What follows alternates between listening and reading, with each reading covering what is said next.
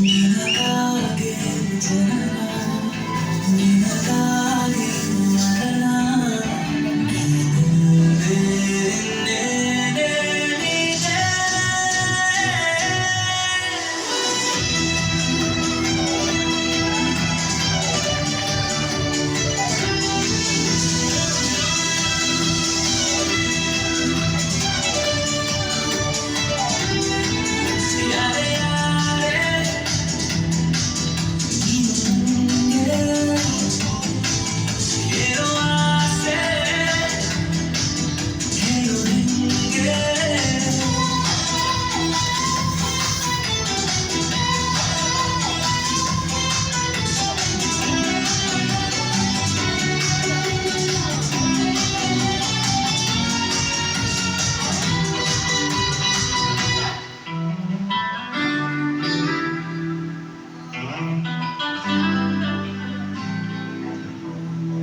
ಜೊತೆಯಾಗಿ ಕೈ ಹಿಡಿದು ನಡೆಯೋದೆ ನನಗಾಸೆ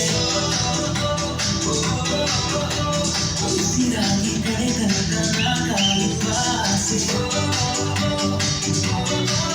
ಸೂರ್ಯ ಹುಟ್ಟೋದನ್ನು ಒಮ್ಮೆ ಮರೆತೋದು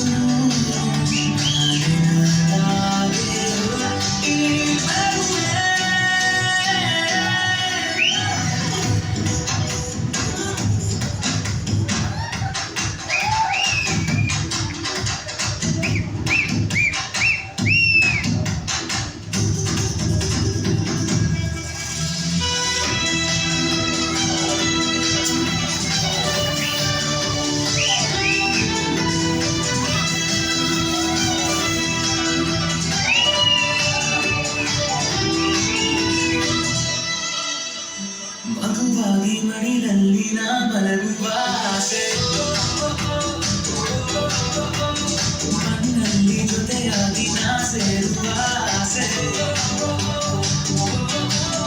ತಪ್ಪಾದರೆ ಕ್ಷಮಿಸು ಬುದ್ಧಿ ನನ್ನ ಒಲಿಸು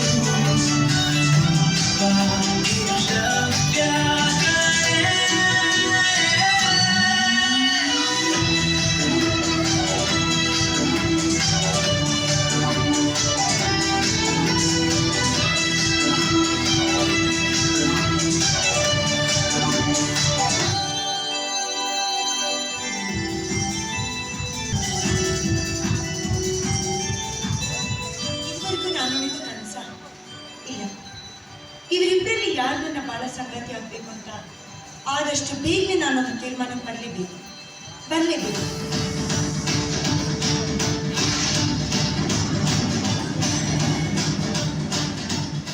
ಅಶ್ವಿನಿ, ನೀನಿಲ್ಲಿ ಡ್ಯಾನ್ಸ್ ಕ್ಲಾಸಿಗೆ ಹೋಗಿದ್ದೆ. ಕ್ಲಾಸ್ಗೆ ಹೋಗ್ತಾ ಇದೆಯೋ ಅಥವಾ ಹಳೆಯ ಪ್ರಿಯಕರನ ನೆನಪಿನಲ್ಲಿ ಮೈ ಮರೆತು ನಿಂತಿದ್ಯೋ?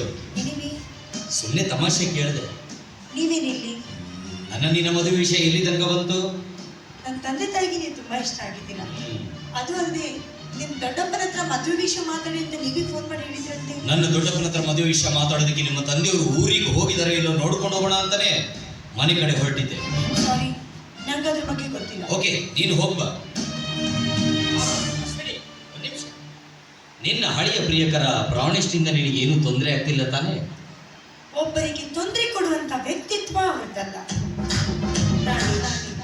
ತುಂಬಾ ಒಳ್ಳೆಯವರು. ಪ್ರಾಣೇಶ್ ತುಂಬಾ ಒಳ್ಳೆಯವರು. ಓಕೆ, ಹೋಗ್ಬಾ.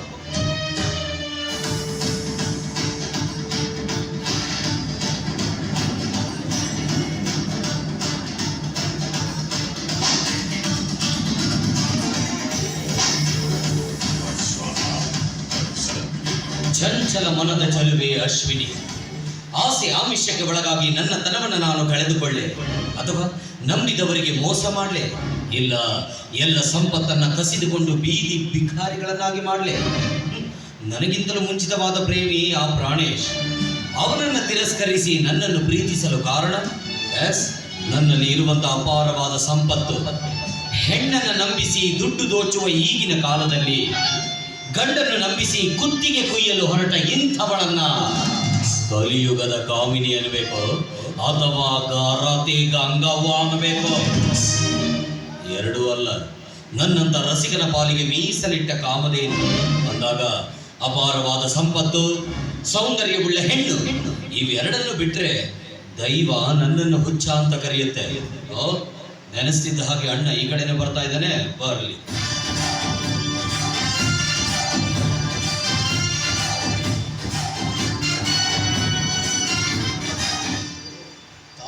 ಎಸ್, ನಾನೇ.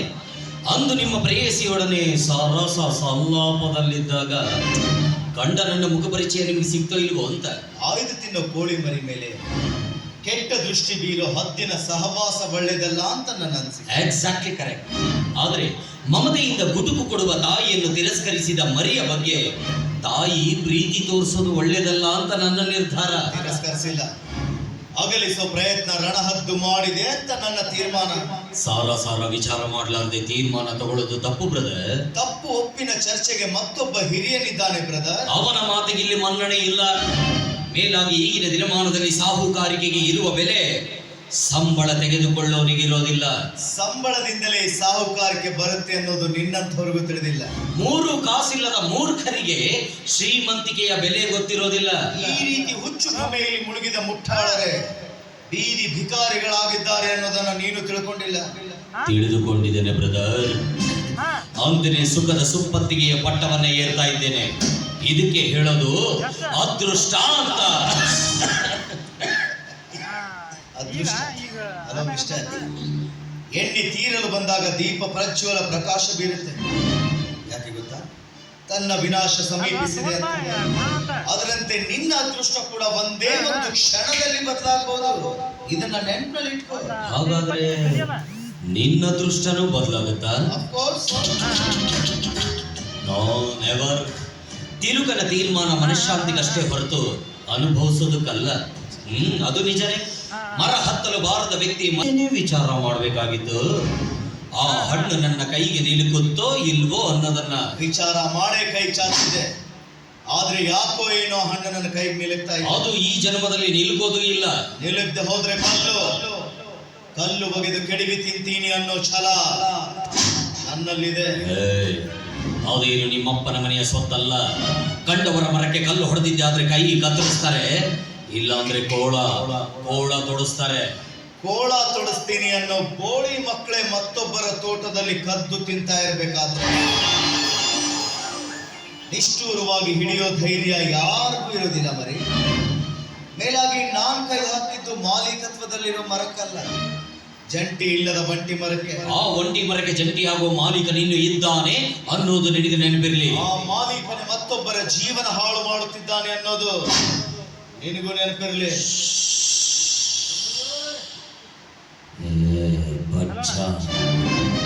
ಇದೇ ರೀತಿಯಾಗಿ ಮಾತಿಗೆ ಮಾತು ಬೆಳೆಸ್ತಾ ಹೋದ್ರೆ ಅಳಿಸ್ತೀನಿ ನಿನ್ನ ಹಣೆ ಬರಹನ. ಲುಚ್ಚ, ಹಣೆ ಬರ ಅಳಿಸೋದಕ್ಕೆ ನೀನೇನು ಆ ಬ್ರಹ್ಮನ ತುಣುಕಿನ ಬೆಳಕಲ್ಲ. ಅದಕ್ಕೂ ಮೀರಿದ ಶಕ್ತಿ ನನ್ನಲ್ಲಿದೆ ಎನ್ನುವುದು ನಿನ್ನಂತ ಮೂರ್ಖನಿಗೆ ಇನ್ನೂ ತಿಳಿದಿಲ್ಲ. ಇಂಥ ಹುಚ್ಚು ಭ್ರಮೆಯಿಂದಲೇ ದುರ್ಯೋಧನ ಸತ್ತಿದ್ದು ಅನ್ನೋದನ್ನ ನೀನು ತಿಳ್ಕೊಂಡಿಲ್ಲ. ನೋಡ್ತಾ ಇರು, ಕೆಲವು ದಿನಗಳಲ್ಲಿ ಅಶ್ವಿನಿ ನನ್ನ ಅಧೀನದಲ್ಲಿರ್ತಾಳೆ. ನೆನ್ಪಿಟ್ಕೋ, ಇಲ್ಲ ಬರ್ದಿಟ್ಕೋ, ಬರ್ತೀನಿ.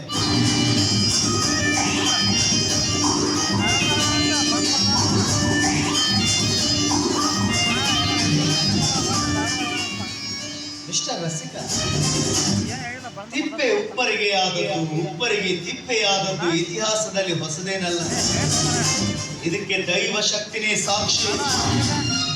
ನೀನ್ ಅನ್ಕೊಂಡಿದೀಯ ಮೀನ್ ಯಾವಾಗ್ಲೂ ಬೇಟೆ ಆಡೋದು ಎರೆಹುಳು ಅಂತ. ಅದನ್ನ ಕಚ್ಚದಾಗ್ಲೇ ಗೊತ್ತಾಗ. If you think you are bad, I am your dad.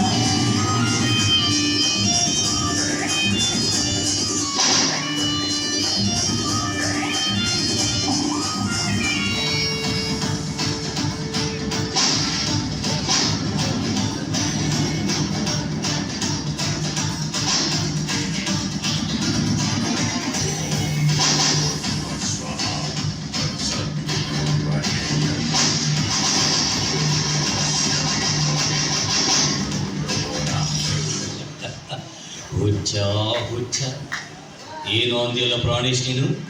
ದೈವ ಬದಲಾಗುತ್ತಾ? ದೈವ ಬದಲಾಗೋದಿಲ್ಲ, ನಾವು ಬದಲು ಮಾಡ್ಕೋತೀವಿ. ಈಗ ಅಶ್ವಿನಿ ನಿನ್ನನ್ನು ಪ್ರೀತಿಸಿ ನಿನ್ನನ್ನು ತಿರಸ್ಕರಿಸಿ ನನ್ನನ್ನು ಮದುವೆ ಆಗೋದಕ್ಕೆ ಮುಂದಾಗಿದ್ದಾಳೆ. ಇದು ಆ ದೈವ ಮಾಡಿದ್ದ, ನಾವು ಮಾಡ್ಕೊಂಡಿದ್ದು. ಆದ್ರೂ ನನ್ನ ಸಾಹುಕಾರಿಕೆಗೆ ಸವಾಲು ಹಾಕಿದೆಯಲ್ಲ.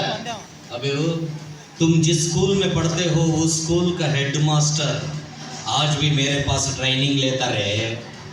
ಇಲ್ಲಿಯವರೆಗೂ ನಡೆದಿದ್ದಲ್ವೋ ಆಟ, ಇನ್ನು ಮುಂದೆ ಇದೆ ಅಸಲಿ ಆಟ.